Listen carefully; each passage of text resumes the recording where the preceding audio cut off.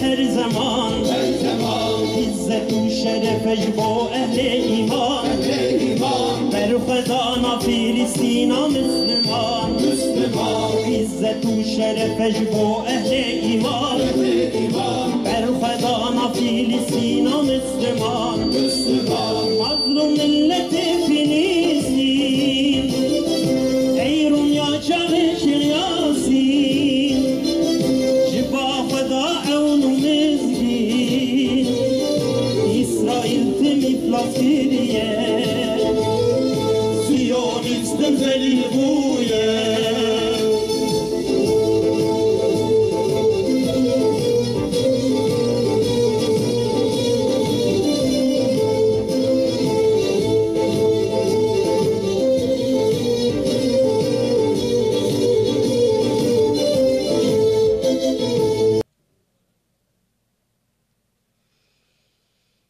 أعوذ بالله من الشيطان الرجيم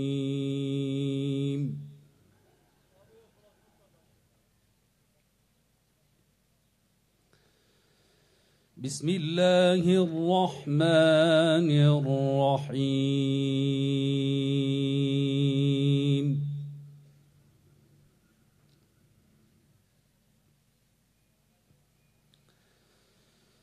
لقد رضي الله عن المؤمنين إذ يبايعونك تحت الشجرة فعلم ما في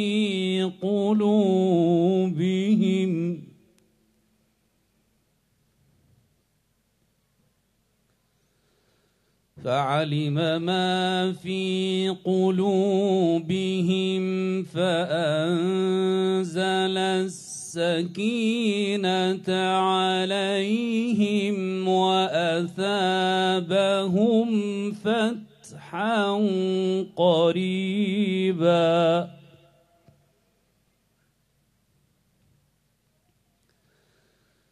ومغانم كثيرة يأخذونها وكان الله عزيزا حكيما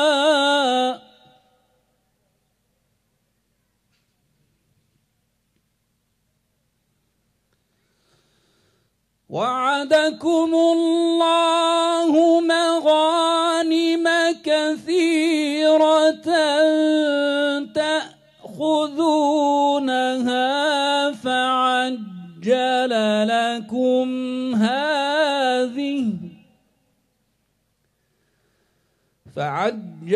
لكم هذه وكف أيدي الناس عنكم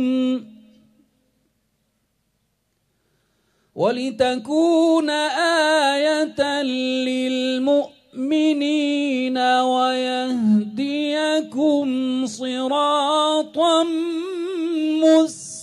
مستقيما صدق الله العظيم. إلى حضرة النبي محمد المصطفى صلى الله عليه وسلم وآله وأصحابه وعلى نية القبول والشفاء ورفع البلاء والنصر على الأعداء وإلى أرواح أمواتنا وأمواتكم وأموات المسلمين وشهداء المسلمين. الفاتحة. الحمد لله رب العالمين والصلاة والسلام على رسولنا محمد وعلى آله وأصحابه أجمعين. Alemlerin Rabbi olan Allah'a hamd, Resulü Muhammed Mustafa'ya salat ve selam olsun. Selam olsun İslam'ın ve Kudüs'ün aziz şehitlerine. Selam olsun İslam'ın başkenti Kudüs'e. Selam olsun Mescid-ül Aksa'ya. Ve selam olsun siz Kudüs sevdalısı aziz kardeşlerim ve kıymetli bacılarıma. Esselamu aleyküm ve rahmetullahi ve berekatuhu. 5 ay önce ABD'nin uğursuz kararından sonra Diyarbakır'da Kudüs'e sahip çıkıyoruz mitingi düzenlemiştik. O mitingde bu fasit kararın olduğu bittiye getirilmemesi gerektiğini, İslam ülkelerinin bu işgal planına karşı Siyonist çeteyle her türlü siyasi, diplomatik ve askeri ilişkilerini kesmeleri ve İsrail'i devlet olarak tanımaktan vazgeçmeleri gerektiğini ifade etmiştik. Maalesef geçen süre içerisinde İslam ülkeleri açısından ciddi bir girişim ve adım olmadı. ABD ise almış olduğu kararı uygulamaya koydu. Ocak 2017'de resmi olarak göreve başlayan Siyonizm hizmetkarı ABD Başkanı Trump daha seçim sürecinde Kudüs'ü İsrail'in başkenti olarak tanıyacağını ilan etmişti. Ve Aralık 2017'de yani Sykes-Picot Anlaşması ve Balfour Deklarasyonu'nun 100. yıl dönümünde Trump, ABD'nin Kudüs'ü İsrail'in başkenti olarak tanıdığını ilan etti. 100 yıl önce İslam sınırları, İslam coğrafyasının sınırları emperyalist Batı tarafından masa başında cetvelle belirlenmiş ve böl yönet politikası uygulamaya konulmuştu. Emperyalistler yeni dönemde de İslam coğrafyasını yeniden dizayn etme planını benzer yöntemlerle adım adım uygulamaya başladılar. Ve bu planın en önemli parçası da Büyük İsrail projesidir. Yahudi ve Hristiyanlar arasındaki derin uçurumlara rağmen Müslümanlara karşı birlik oldular. Şeytani projelerle, fitne fesatla, inanç ve kültür zenginliğimizi ayrışma ve çatışma sebebi yapmayı başardılar maalesef. ABD'nin Kudüs'ü İsrail'in başkenti olarak tanıma kararının ardından Büyükelçiliğini Tel Aviv'den Kudüs'e taşıması bütün Filistin'i işgal planının fiili bir adımıdır. İsrail çetelerinin hiç çekinmeden İslam'ın yiğit evlatlarını birer birer onar onar şehit etmeleri ümmetin perişan halinden, dağınıklığındandır. Biz buraya Amerika ve İsrail şebekesinin yüzüne tükürsen yağmur, kınasan teşekkür kabul edeceği cinsten bir mesaj için bir araya gelmedik. Özellikle İslam ülkelerinin başında bulunan liderlerin İslam'ın kudsiyetine, Müslümanların izzetine yaraşır, terör şebekesine de haddini bildirecek adımlar atmaları gerektiğini ve biz Müslümanlar olarak malımızla ve canımızla buna hazır olduğumuzu tüm dünyaya haykırmak için buradayız. Ve biz buraya Filistin için, Kudüs için, Mescid-ül Aksa için sadece yas tutmak, matem tutmak için de gelmedik. Zira yas ölülerin arkasında tutulur. Filistin davası, Kudüs ve Mescid-ül Aksa davası öldü mü ki arkasından yas tutalım. Filistin bugün esaret altında olabilir. Kudüs ve Mescid-ül Aksa'mız tutsak durumda olabilir. Ama bugün bu esaretten ve kardeşlerimizin katledilmesinden dolayı dökmüş olduğumuz hüzün gözyaşları aziz İslam'ın yiğit evlatlarının bu mukaddes dava uğrunda engel tanımadıkları ve verdikleri bu çetin mücadele, şanlı direniş, şehitlerin pak kanları ve en önemlisi muntakim olan Allah'ın yardımıyla zafer ve sevinç gözyaşlarına dönecektir inşallah. Ve yine aziz Kudüs'ün Filistin İslam Devleti'nin mübarek başkenti olduğunu bütün dünya görecektir inşallah. Ve Batman'dan bir kez daha haykırıyoruz. Kudüs İslam'ındır. Kudüs bizimdir. Kuds ameye vel kudsu lena. Bu mübarek Ramazan ayında Allah Celle Celaluhu tuttuğunuz oruçları, yaptığınız ibadetleri ve duaları kabul etsin. Ve mitingimizi başta Kudüs ve Mescid-ül Aksa olmak üzere esaret altında olan bütün İslam beldelerinin ve İslam davası uğrunda zindanlarda olan bütün kardeşlerimizin azad olmasına vesile kılsın. Allah'a emanet olunuz.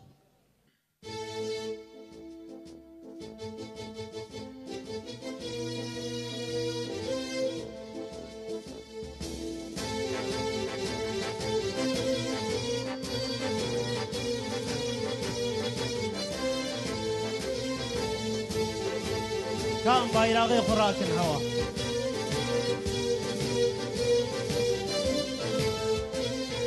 Kudsa firozu mübarek hoş nişan. Hoş nişan. Yekrem çena ümmetiye her zaman. Her zaman. İzzet u şeref bu ehli iman. Ehli iman. Berhudana Filistina Müslüman. Müslüman. İzzet u şeref bu ehli iman. Ehli iman. Berhudana Filistina Müslüman. Müslüman. Mazlum milleti Filistin.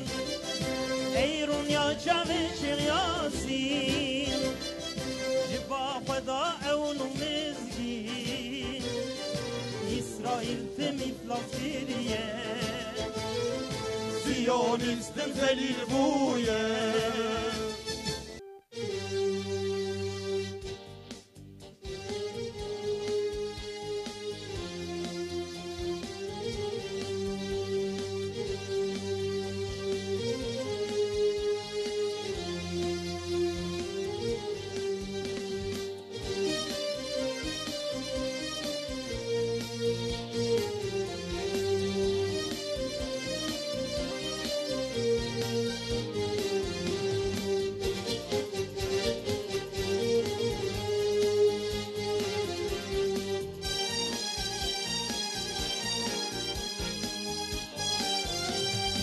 Uyanın ey Müslümanlar, tağuta karşı cihad edin.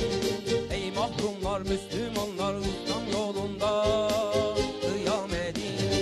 Ey mahrumlar mustadaflar, İslam yolunda kıyam edin.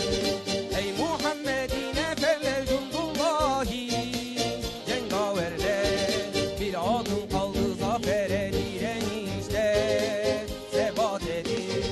Bir adım kaldı zafere direnişte sebat edin. Ölüm adan eğilmeden şehadete gideceğiz. Haliyle zulmün tahtını paramparça edeceğiz. Haliyle zulmün tahtını paramparça edeceğiz. Tekbir! Ellerinizi açıp dua ederken lütfen başta Filistin olmak üzere dünyanın dört bir tarafında zulüm altında inleyen kardeşlerinizi unutmayın. Bir an önce yaşadıkları zulümlerin son bulması için Rabbinize yakarın. İftar saatlerinde dualarınızı artırın. Evet, sadece dua etmekle yetinmeyeceğiz. Evet, meydanlara döküleceğiz. Evet, biz zulmü tel'in edeceğiz. Oradaki mazlumlara, oradaki kardeşlerimize sizin yanınızdayız mesajını vereceğiz. Ama o zaman da işimiz bitmeyecek. Elimizden ne geliyorsa oradaki kardeşlerimiz için her türlü yardımı yapmak gibi bir yükümlülüğümüz olduğunu da bileceğiz. Bitti mi? Hayır. Dedik ya, İslam ümmeti idarecilerinden Selahaddin gibi davranmalarını bekliyor. Peki sadece bekleyerek mi olacak bu? Sadece olduğumuz yerde oturarak idarecilerimizin Selahaddin gibi davranmalarını beklersek daha çok bekleriz. 100 yılı aştı Filistin'in işgal edilişi. 70 yılı buldu paslı zehirli hançerin bağrımıza saplanması. Bir adım ileriye gidemedik. Ya ne oldu? Sadece beklediğimiz için, sadece sözlü dualarda bulunduğumuz için, idarecilerimiz atmaları gereken adımları atmadığı için, çekindikleri, korktukları, ürktükleri için, adım adım geriye çekildikleri için Siyonizm sürekli ilerledi. Biz geriye doğru adım attıkça onlar boşalttığımız yere girdiler. Ve bizi bütün oralardan, Nil ve Fırat arasından çıkarmak için gece gündüz durmadan planlar yapıyorlar.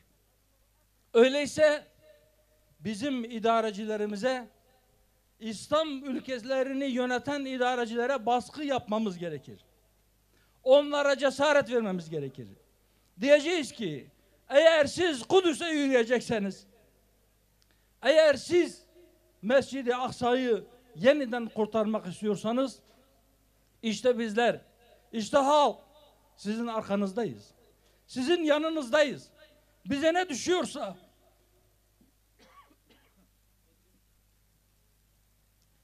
düşüyorsa, biz onu yapacağız. Minber mi yapmamız gerekiyor? Minberimizi yapacağız. Ya da Selahaddin Eyyubi Kudüs'ü işgalden, Haçlılardan kurtarmadan önce Kürdistan'ın kadınlarının yaptığı gibi dağlardan çiçekler toplayıp Kudüs'ün o güzel kokularla yıkanmasını, temizlenmesini isteyeceğiz. Bu mu bize düşüyor? Bunu yapacağız. Ya da o orduda asker mi olmamız gerekiyor? Buna da hazır olduğumuzu beyan edeceğiz. Biz hazırız. Kardeşlerim, o minber ki, yani Kudüs'ün Haçlıların işgalinden kurtarılmasından önce o marangoz tarafından yapılan minber. Minberi yapan marangoza demişler, bu minberi sen Mescid-i Aksa için yaptığını söylüyorsun ama Haçlıların işgali altında. Ben zanaatkarım demiş. Benim elimden bu geliyor, ben marangozum.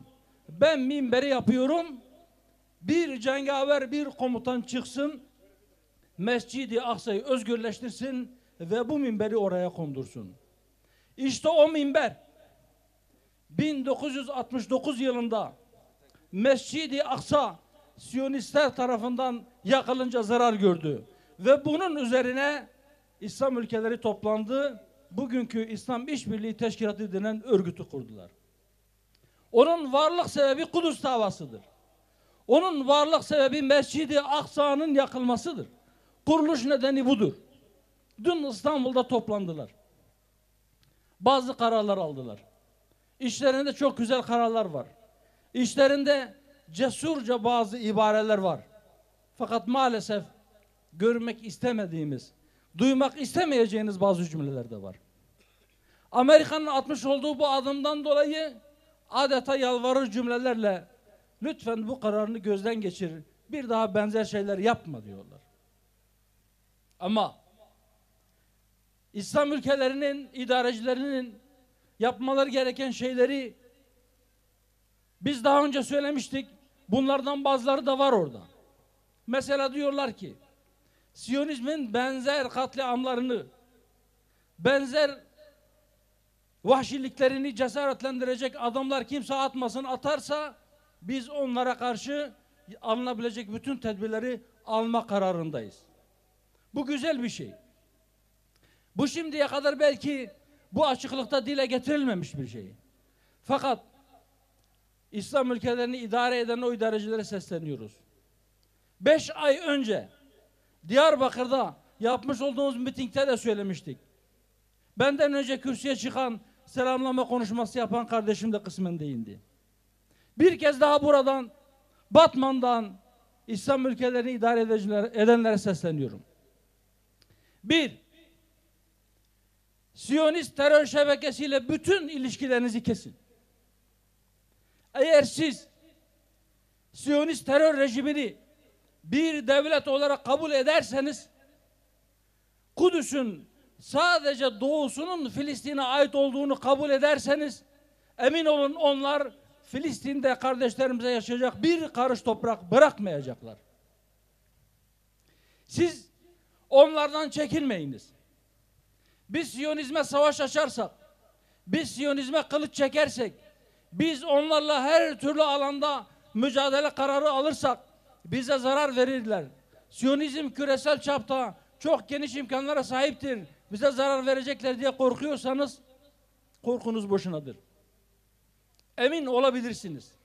Zaten şu anda Siyonizm yapabileceği her şeyi yapmaktadır. Eğer biz Rabbimizin bizden istediği gibi durursak, yaşarsak, konuşursak, hareket edersek onlar bizim bir tek nefes almamıza bile fırsat vermeyecekler eğer ellerinden gelirse. Tekbir! Tekbir! Tekbir! Onlar ki menfaatlerine dokunduğu zaman kendi kanlarından, kendi kavimlerinden olan peygamberleri öldürmekten çekinmeyen bir kavimdirler. Size acıyacaklarını mı düşünüyorsunuz? Veya size merhamete geleceklerini mi düşünüyorsunuz? Onlar bu kadar vahşiyken onların bir özelliği daha var. Onlar yeryüzünün en korkak mahluklarıdırlar. Onlar sadece güçten anlarlar. Onlar zorda kaldıklarında, onlar güçten düştüklerinde gelip size yalvarırlar. Yoksa emin olun, eğer siz onları güçlendirecek, onların meşruiyetini teslim edecek adımlar atarsanız, onlarla ticaret yaparsanız, onları devlet olarak tanıyıp başkent ilan ettikleri yerlere elçiliklerinizi, konsoloslarınızı gönderirseniz, onları bir devlet kabul edip kendi başkentlerinizde büyük elçilikler açmasına izin verirseniz, geldiğiniz nokta işte bugünkü acıklı durum olur. Orada kardeşlerimizi şehit ediyorlar. Bizim basınımız güya bizim. Parası bizim cebimizden çıkıyor ama diyor ki İsrail güçleri Filistinli göstericilere karşı aşırı güç kullandı. Lafa bakar mısınız? Sanki güç kullanması meşruymuş da sadece aşırıya kaçınca tepki gösterilecekmiş. Devletin televizyonu, vatandaşın vergisiyle ayakta kalan TRT, Kudüs'teki elçiliğin açılışını naklen yayınlıyor. Sanki çok büyük bir gazetecilik başarısıymış gibi. Bütün ümmetin lanetlediği bir fiili naklen yayınlıyor.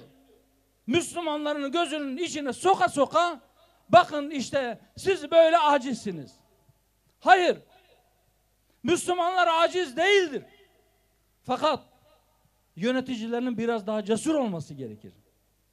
Lütfen, biz Filistin'i işgalden kurtarmak istiyorsak, önce şu dillerimizi Siyonist zihniyetin işgalinden kurtaralım. Biz onları devlet kabul edince onlar kardeşlerimize terörist diyorlar.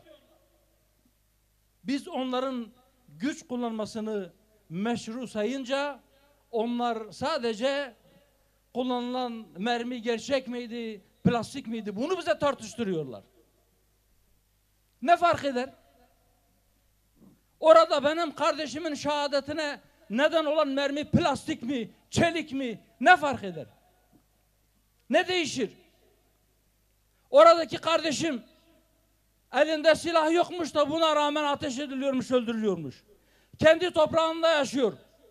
Silah taşıyıp taşımadığı seni ne ilgilendirir?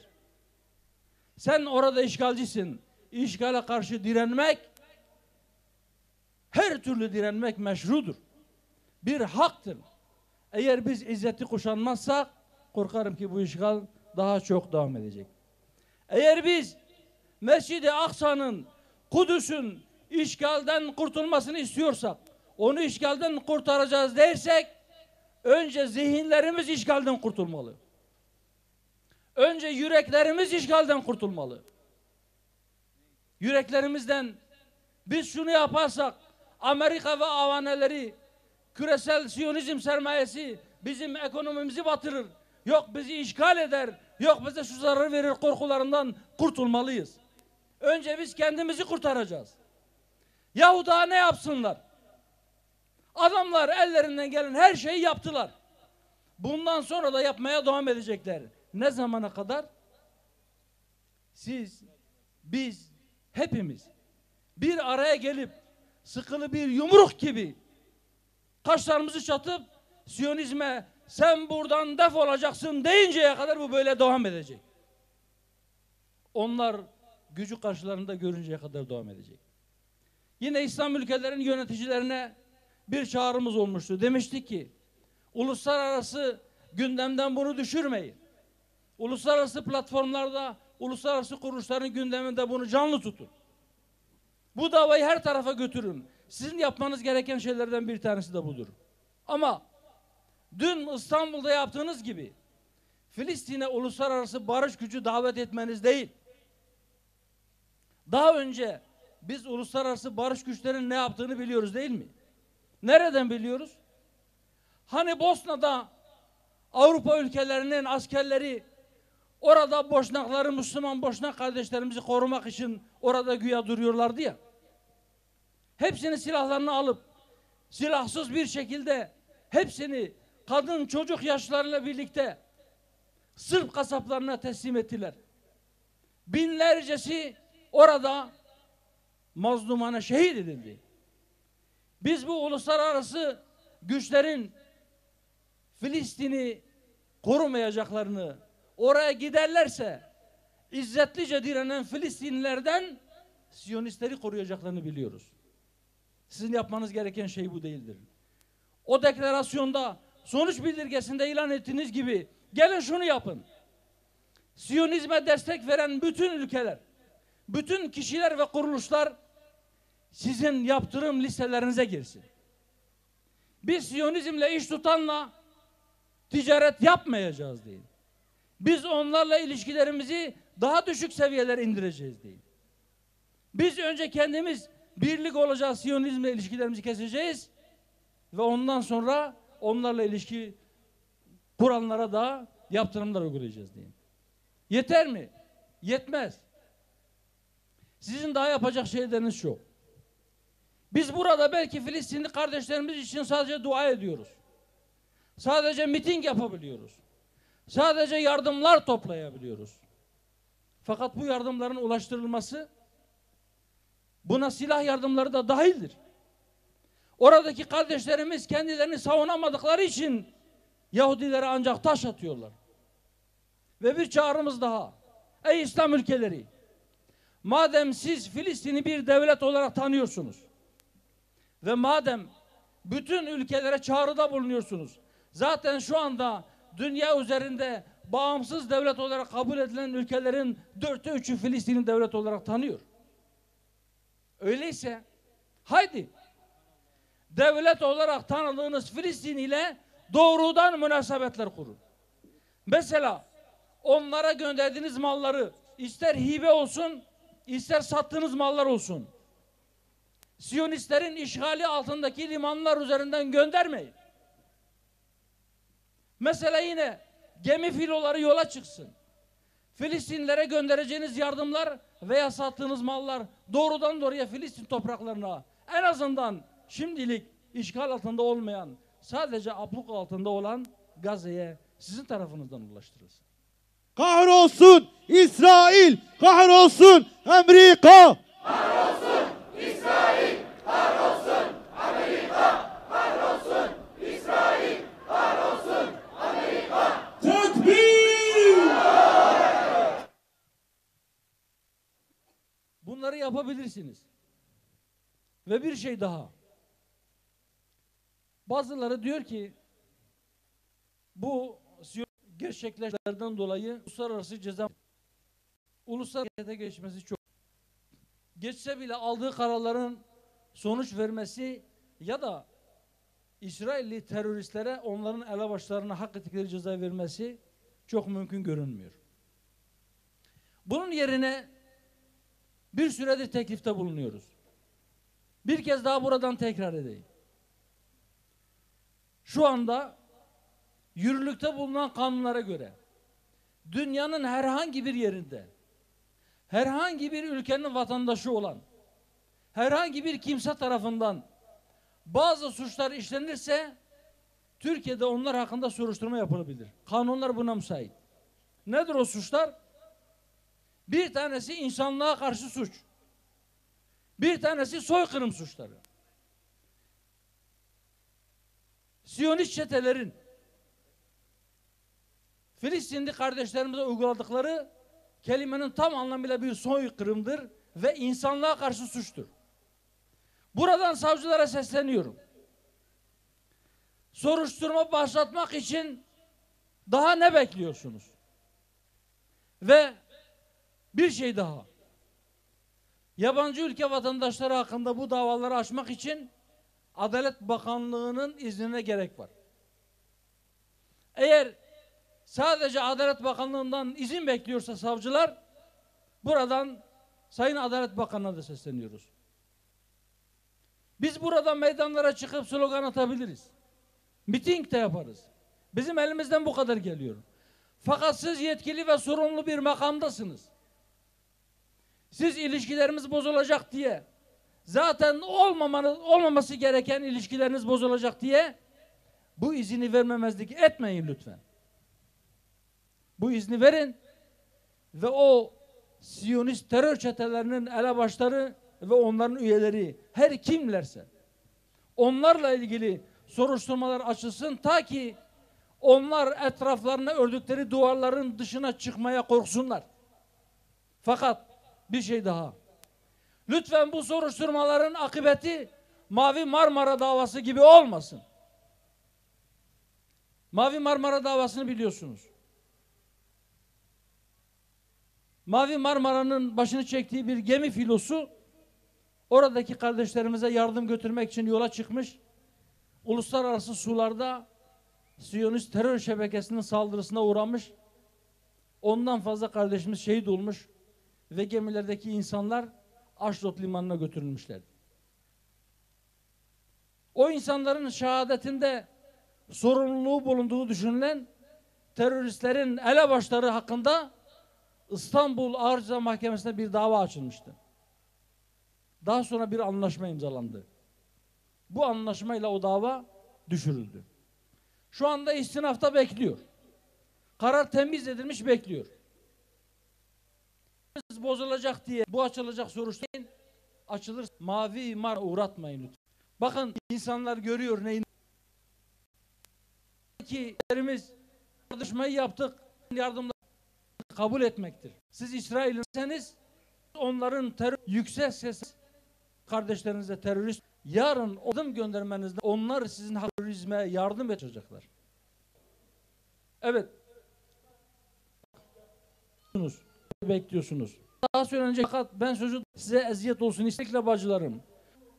Koyu kıyafetinde sizler etkileniyorlar. Hem programdan hem de sözü bir alayım.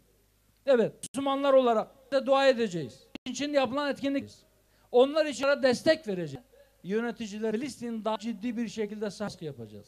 Yöneticilerimize hatırlatacağız. Ümmet Selahaddin gibi diyor. Biz yeni bir Selahaddin demeyeceğiz. Birer Selahaddin'imizin elinden ne gelir? Ve ülkelerimizi idare edenlere sesleniyoruz. Daha fazla uzatmayın bu işi. Terör şebekesini devlet olarak tanımaktan vazgeçin. Ticari ilişkileriniz dahil bütün ilişkilerinizi kesin. Terör şebekesinin kanuni anlamıyla bir terör örgütü olduğunu kanunlarınıza yazın. Meclislerinizden geçirin. Ve onlarla ilişki içerisinde bulunan herkese teröre yardım edenlere yapılan muameleyi yapacağınızı cesurca deklare edin. Uluslararası kamuoyunu harekete geçirin ve en önemlisi birlik olun.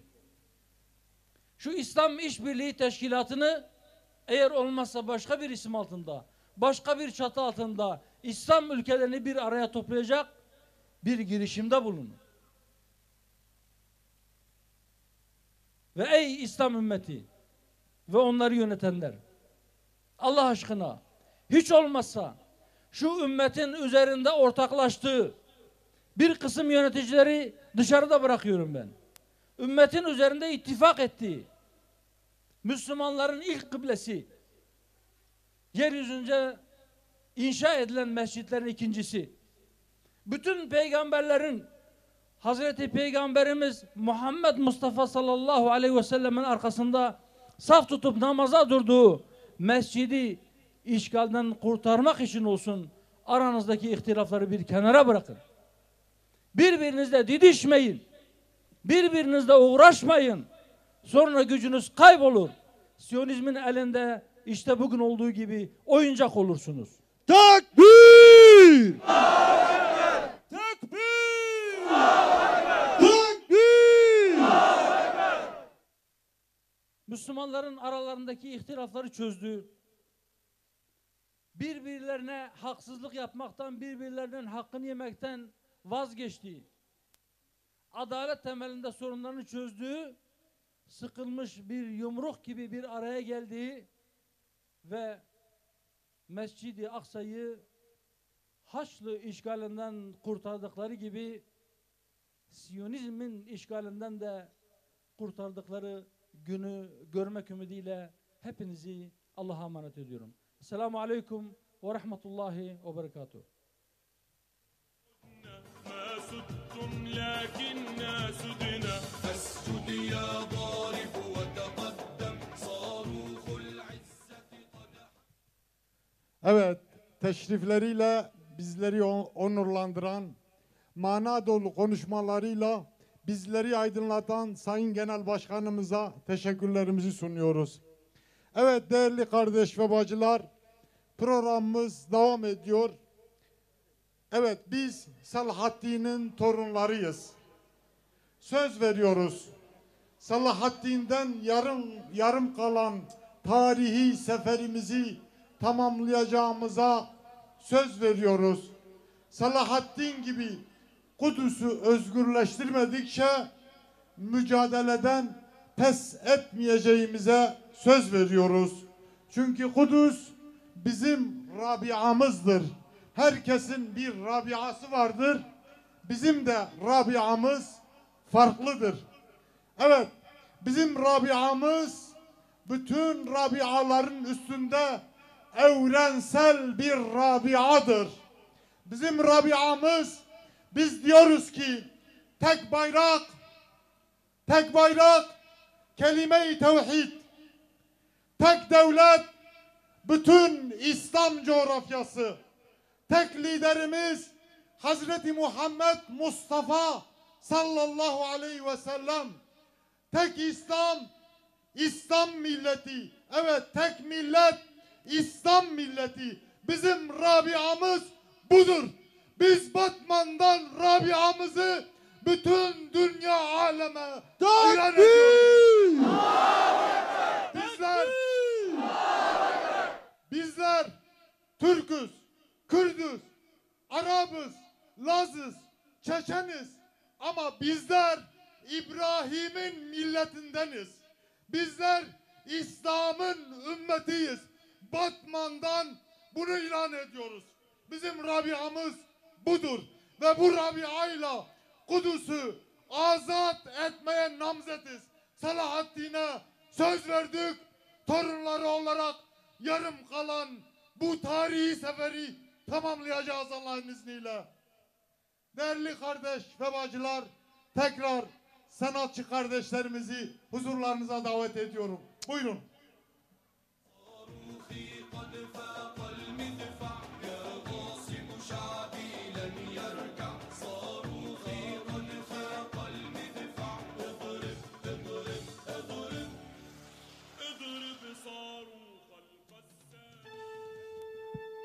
Evet değerli misafirlerimiz, İnşallahurrahman yine canı gönülden bu sefer El İntifada eserini gür bir sesle haykıracağız inşallah. Tekbir! Tekbir! Tekbir! Allahu Ekber! Allahu Ekber! Allahu Ekber!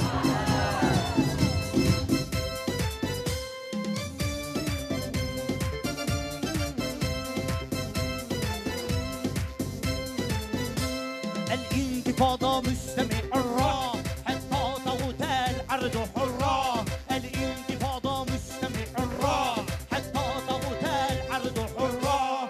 الانتفاضة الانتفاضة الانتفاضة الانتفاضة بالقرآن بالمقلاة حاجم حاجم في الخطا. بالقرآن بالمقلاة حاجم حاجم في الخطا. بالدافقة مسيرة بين العاية والخيطة. بالدافقة مسيرة بين العاية والخيطة. الانتفاضة الانتفاضة الانتفاضة الانتفاضة الانتفاضة الانتفاضة. تكبير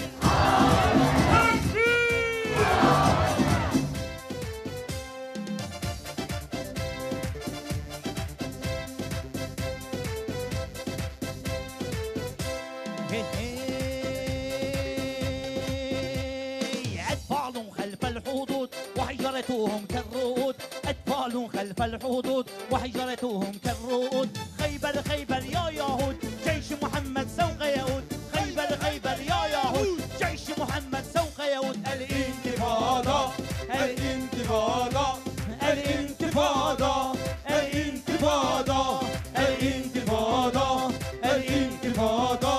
بالروح بالدم بالناسي الموت الموت الموت إسرائيل. واستغرب جسد الناس الموت الموت الموت إسرائيل. بالروح بالدم بالناس الموت الموت الموت إسرائيل. واستغرب جسد الناس الموت الموت الموت إسرائيل. الموت أمريكا الموت إسرائيل. الموت أمريكا الموت إسرائيل.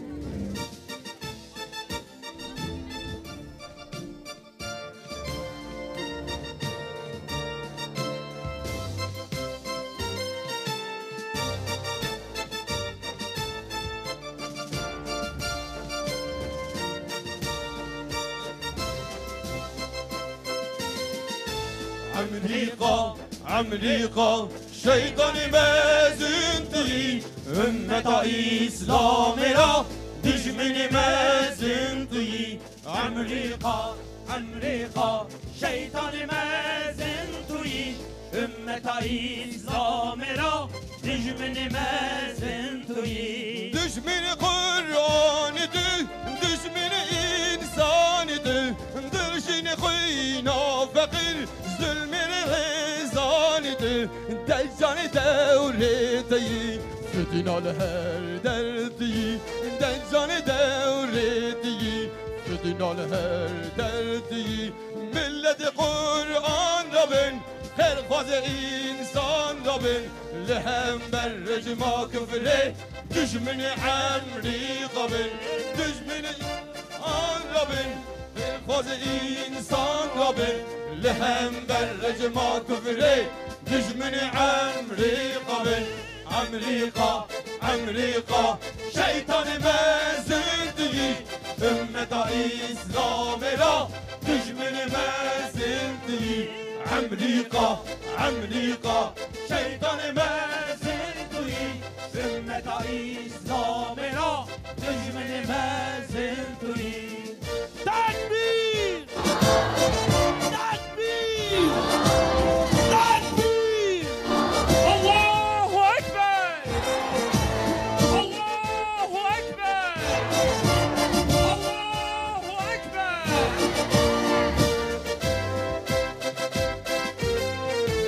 أمريكا أمريكا شيطان مازنتي أمة إسلام را دشمن مازنتي.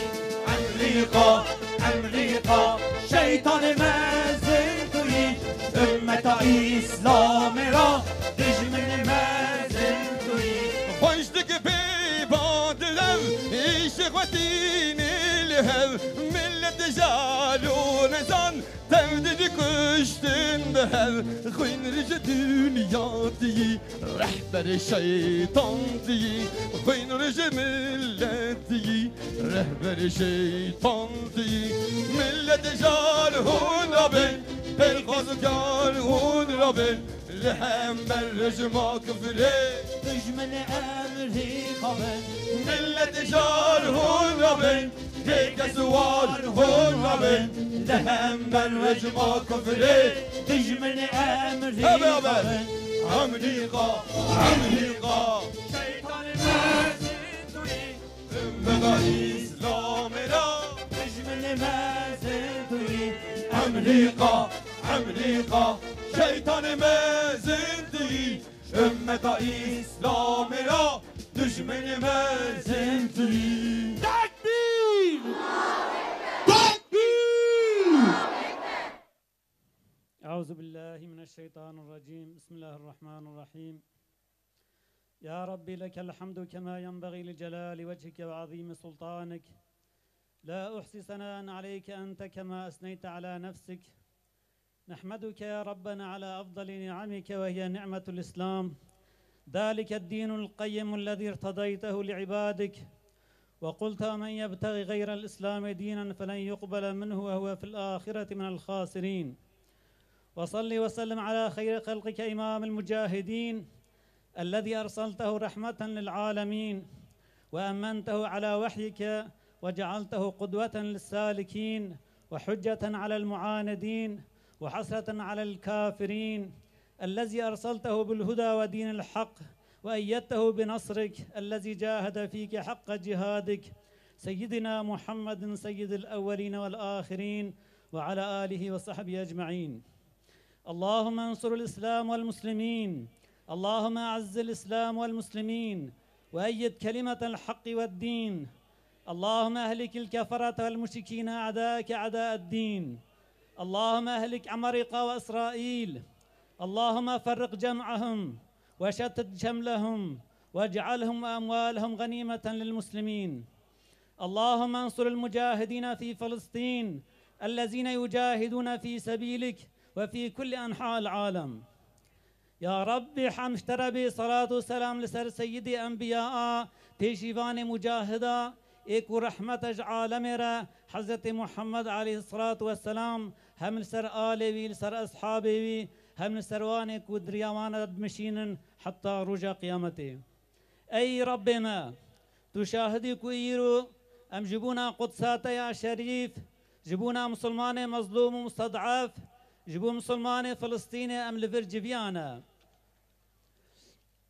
يا ربي ما قصد دريتك كريا ما دست خال برتفكريا لو رتت قرآن كريم لقوت بي ودعوني استجب لكم هم دعاج من بخازن أزي استجابت بكم أي ربنا أم اختيار بچوك وظلام وبيرك ما دست خال برتفكريا أم دعاج تتخازن دوي مها مبارك ده دوي رمضان شريف ده دوان روجي لباطة بقدر وقيمت ده ثم دزبالش بردر يرحمة خفنا جرينا أي ربنا توعد آلي كاريه دا بجمو منارا تقول تبي وكان حقا علينا نصر المؤمنين آلي كاري ونصرتا مؤمنا لسرما حقا يا ربي توي وعدا خبينا جي تو آلي كاري ونصرتا خوش برايم مسلمان فلسطين رزو بشينا تو أنا جبن ظلما يهودي سنونيست جبن ظلما الشيطان عمرقا خلاص بك يا إلهي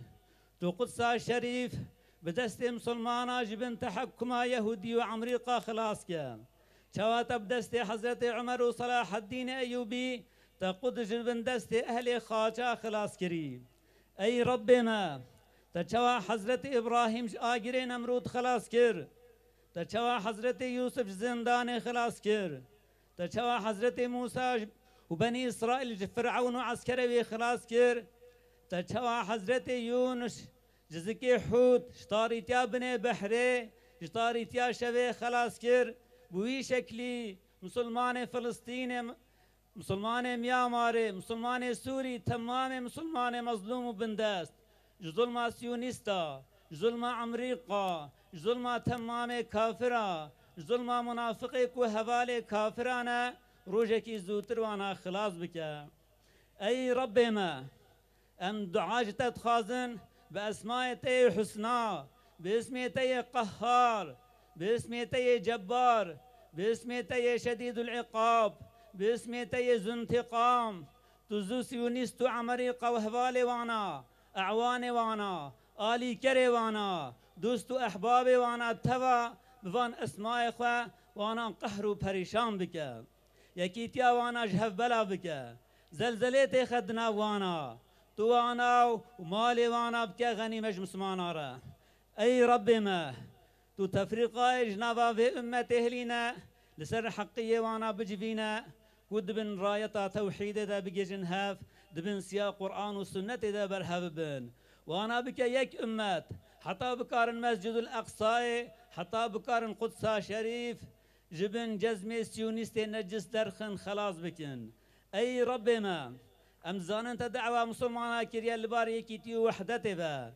تتفريقا لسر مسلمانا حرام كريا تقوتيا واعتصموا بحبل الله جميعا ولا تفرقوا هن همي خب وريسي خدا بقرنج هف بلا نبن اي ربي ما قلب دل تفدست تدنا تودكاري بيك لحظكي الفت وحجيك نتي خيدنا وانا دا تودكاري لحظكي كينو نيارتي جنابا وانا هليني تو زب رحمتا خبقي جا مسلمانا تو مسلمانا لسر حقية بجبينا تو حجيك نو براتي بابجا قلبي وانا اي ربي ما شفا ظلم و طاريتي لسر مسلمانا پردريج بويا تو رحمة خل مسلمانا بكا شفقة صبها خيري زول لسر مسلمانا دبينا و او شفق بنورا ايمان عالم اسلامي روناهي بكي في طاريتيا كفر و ظلمي طاريتيا جهالتي جنبا عالم اسلامي بلا بكي يا ربي تو حقية حق نشان مبدأ مبكى تابع حقية باطل يجي باطل تي نشان مبدأ مش باطل يجي دور بيخا آمين والحمد لله رب العالمين سبحان ربك رب العزة عما يصفون وسلام على المرسلين والحمد لله رب العالمين جبونا أرواح الشهيد فلسطيني هم جبوا أرواح تمام الشهداء الإسلامي الفاتحة